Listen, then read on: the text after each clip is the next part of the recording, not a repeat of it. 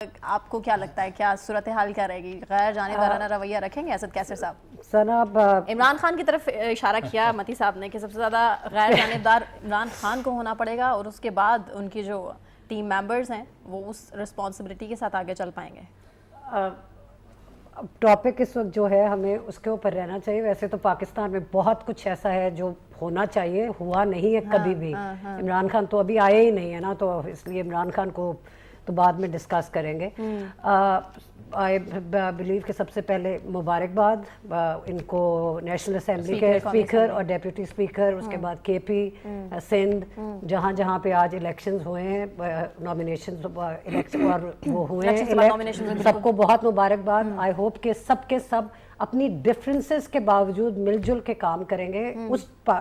وہ جو میں ہمیشہ کہتی ہوں دیٹ فارگاٹن اینٹی پاکستان، اس کے لیے کام کریں گے، کیونکہ یہ I don't think people realize کہ یہ کتنی بڑی عزت کی بات ہے اور یہ کتنا بڑا آنر ہے کہ آلموسٹ 20 کروڑ لوگوں کے ملک میں یہ 370 اور یہ جتنی باقی اسمبلیز میں جتنے لوگ ہیں وہ ہمیں ریپرزینٹ کرتے ہیں، اور یہ کتنی عزت ان کو دی جاتی ہے۔ اس کے باوجود آپ دیکھتے ہو کہ بہت کم لیجسلیشن پاس ہوتی ہے، بہت کم امپورٹنٹ بلز پاس ہوتے ہیں، بہت کم کنسٹرکٹیو کانورسیشن ہوتی ہے، بہت کم اصل ایشوز کو لائک ٹیبل کیا جاتا ہے اور ان کو سپورٹ کیا جاتا ہے۔ ہمیں اتنی زیادہ عوام کو سکون ملے اس کی باتیں بہت کم کی جاتی ہیں۔ ہمیں اتنی زیادہ عادت پڑ گئی ہے ہر اس پارٹی کو اپوز کرنے کی جو پاور میں ہے، جو پچھلی پارٹی نے پچھلی اپوزیشن نے ٹریجری بینچز کے ساتھ کیا تھا۔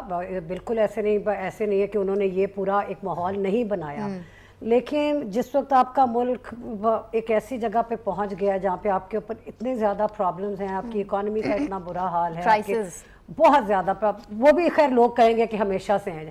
آئی جسٹ بلیو کہ ہوپ فل رہنا چاہیے جب بھی کوئی نئی گورنمنٹ آتی ہے۔ رویہ ان کا ہوگا اسپیکر صاحب کا؟ Look honestly as he was just seeing کہ اگر انہوں نے ایک ایسی